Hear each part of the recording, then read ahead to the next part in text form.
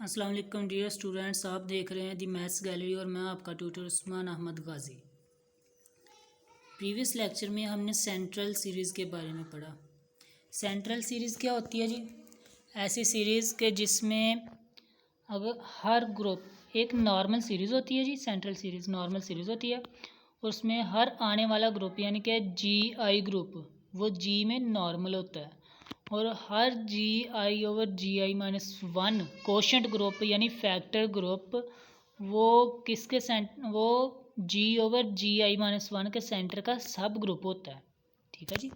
For example जो जी one है वो जी में नॉर्मल हो, जी टू जी में नॉर्मल हो, जी थ्री जी में नॉर्मल हो, और इसी तरह जी टू ओवर जी वन के सेंटर का सब ग्रुप हो, जी थ्री ओवर जी टू के सेंटर का सब ग्रुप हो। ये दो कंडीशंस अगर सेटिस्फाई करते हैं तो वो सीरीज़ सेंट्रल सीरीज़ कहलाएगी। ठीक है। अब सेंट्रल सीरीज़ के मज़ीद नेक्स्ट टाइप्स हैं, टू टाइप्स हैं, लोअर सेंट्रल सीरीज़ और अपर सेंट्रल सीरीज़। तो आज हम लोअर सेंट्रल सीरीज़ को डिस्कस करते हैं जी।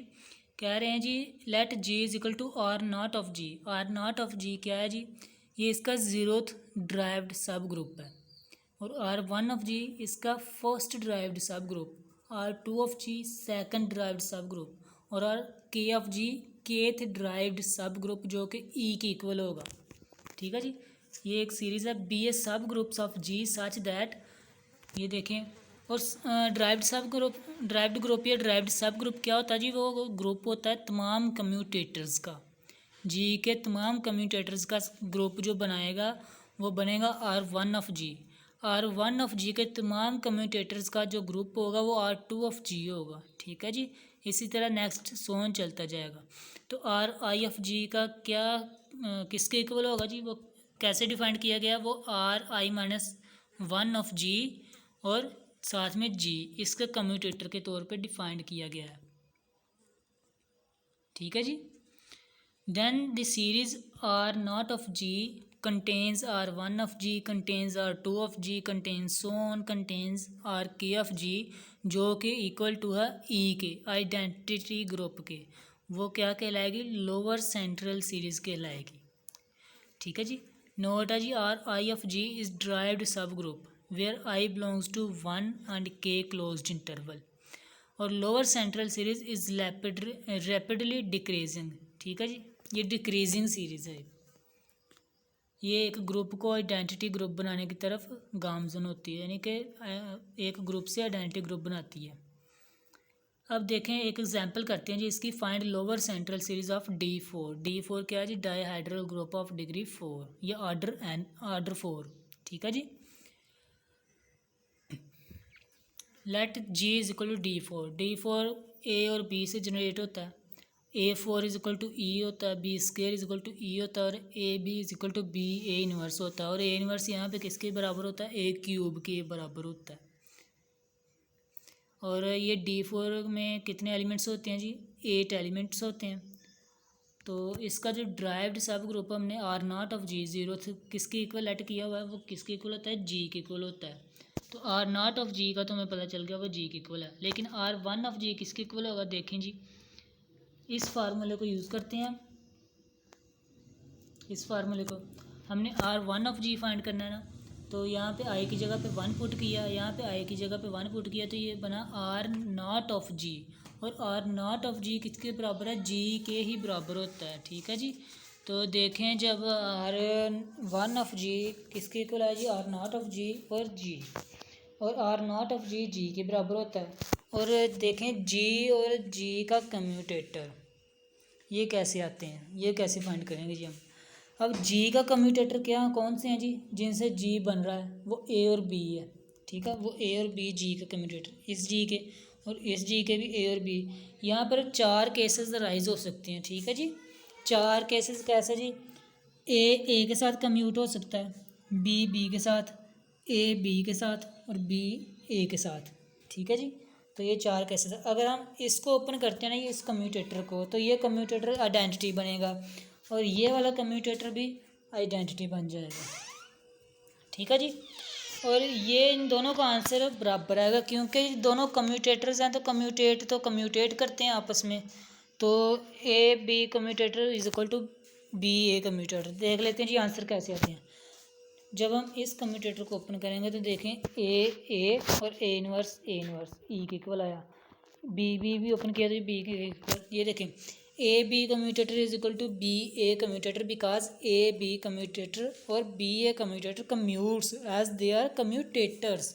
वो खुद से ही कम्यूटेटर हैं तो वो कम्यूट तो ऑब्वियसली करेंगे, तो दोनों एक दूसरे के इक्वल आ गए। ठीक है जी, तो हम फाइंड करते हैं जी ए बी किसके इक्वल, ये इसके इक्वल आता है।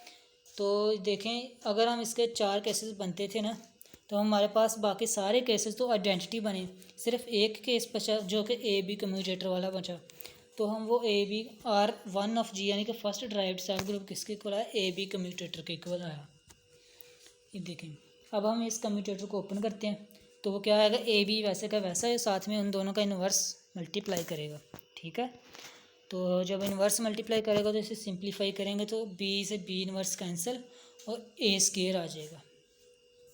ये देखिए D4 में हमारे पास ये चीज़ें गिवन होती है, A inverse is equal to A3, B A inverse is equal to A B और B inverse is equal to B. इसे यूज़ करके हमारे पास R1 ऑफ जी का जो कम्यूटेटर है वो आया ए स्केयर। तो हम R1 ऑफ जी को इस टाइप से लिख सकते हैं कि ए स्केयर से जनरेट हो रहा है, और ए स्केयर का जब हम स्केयर लेते हैं तो ऑर्डर 4 आता है, तो ए की power 4 is equal to E होता है D4 में। ठीक है जी, तो हमारे पास इसमें ऑर्डर 2 है, तो R1 ऑफ जी का ऑर्डर कितना है 2, यानी इसमें 2 एलिमेंट्स होंगे, एक आइडेंटिटी और एक ए स्केयर। ये हमारे पास R1 ऑफ जी आ गया। अब हमने R2 ऑफ जी फाइंड करना है। ठीक है, R2 ऑफ जी फाइंड करेंगे तो फार्मूला यूज़ करेंगे, तो यहाँ पे R1 ऑफ जी आएगा, तो यहाँ पे जी वैसे का वैसा।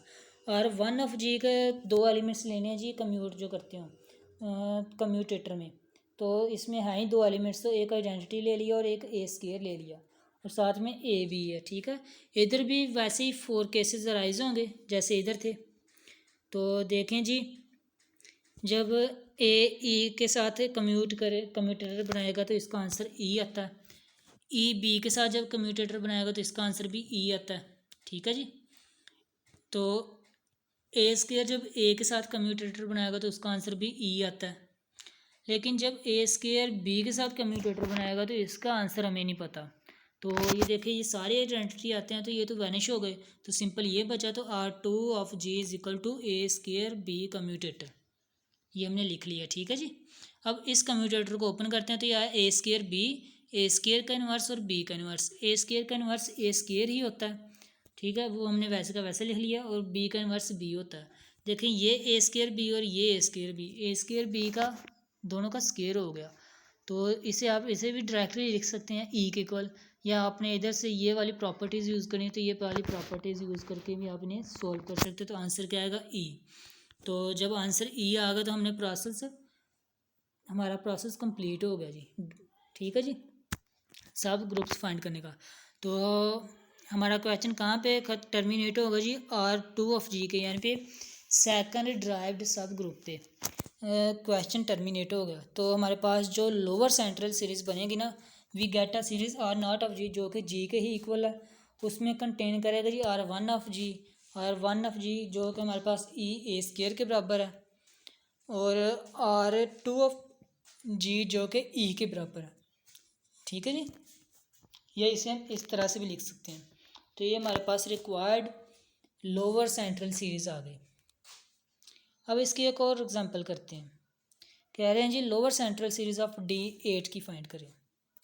तो D8 इसमें ए की power 8 is equal to E होता है, और B square is equal to E होता है, A inverse is equal to A 7 होता है।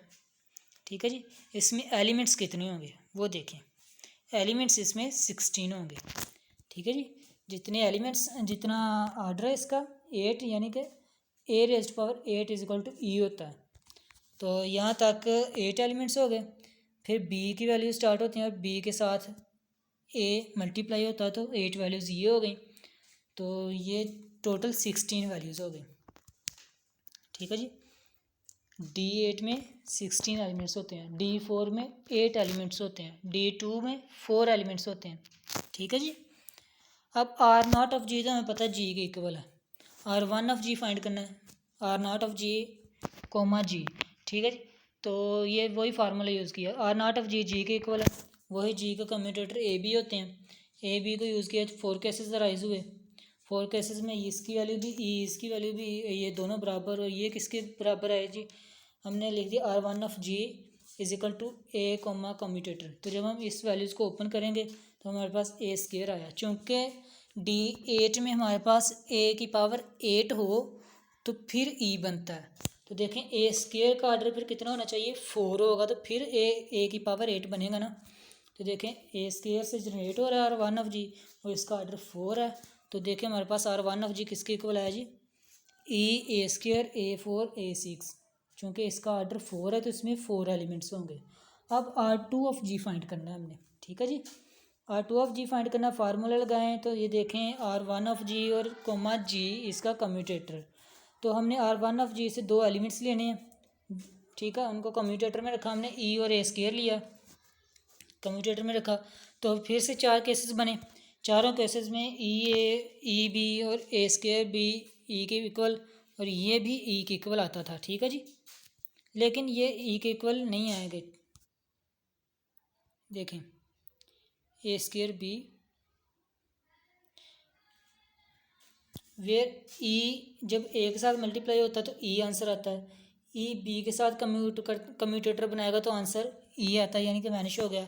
ई ए स्क्वायर के साथ बनाता है तो क्या आता है, यहाँ पे ए, यहाँ पर ए आना है बी की जगह पे, ठीक है जी। इस वाली फॉर्म में ए स्क्वायर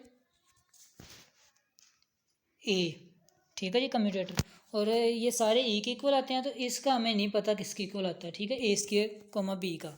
तो ये सारे वैनिश हो गए तीनों केसेस। तो हमारे पास R2 ऑफ जी किसके इक्वल आया जी, ए स्क्वायर बी का कम्यूटेटर।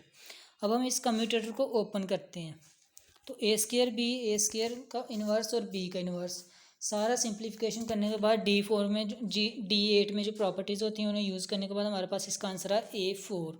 अब जब हम A4 का स्क्वायर लेंगे तो फिर ए की पावर 8 होगा ना, यानी कि ये भी जनरेटर बन सकता है R2 ऑफ जी का, यानी सेकंड डिराइव्ड सब ग्रुप का कम्यूटेटर बनेगा जिसका आर्डर 2 होगा। तो इसका आर्डर 2, इसमें 2 एलिमेंट्स, तो एक तो आइडेंटिटी हुआ और एक ये खुद हुआ, ठीक है जी। तो हमारे पास R2 ऑफ जी भी आया। अब हमने R3 ऑफ जी फाइंड करना है, तो उसका फार्मूले में हमने I is equal to 3 put किया, तो हमारे पास R3 of G is equal to commutator किसका आ गया जी, R2 ऑफ जी और जी का, ठीक है। तो यहाँ पर हमने R2 ऑफ जी से 2 एलिमेंट्स लिए, कम्यूटेटर में पुट किए आर जी, और जी में 2 एलिमेंट्स लिए ए और बी, ठीक है जी। अब यहाँ पर भी 4 केसेस बनते हैं, ई और ए ज़ीरो होगा, आइडेंटिटी हो जाएगा, ई बी भी आइडेंटिटी, A4 ए भी आइडेंटिटी, और A4 बी की वैल्यू में नहीं पता, उसको हम R3 of G is equal to A4 B put कर लेते हैं, ठीक है जी। तो इसका कम्यूटेटर ओपन किया, तो इसे जब हमने सॉल्व किया सारी प्रॉपर्टीज़, तो ये भी ई के इक्वल ही आया। तो यहाँ पर हमारा क्वेश्चन टर्मिनेट हो गया, ठीक है जी, यहाँ तक क्वेश्चन कंप्लीट हो गया। हमारे पास कितने सब ग्रुप्स बने जी नॉर्मल के, एक R0 तो हमारे पास जी के इक्वल ही था, फिर हमें R1 मिला, R1 ऑफ जी जिसमें 4 एलिमेंट्स थे, यानी जिसका आर्डर 4 था, फिर R2 ऑफ जी मिला जिसका आर्डर 2 था, फिर R3 ऑफ जी मिला जिसका आर्डर 1 है, जो कि आइडेंटिटी के इक्वल है।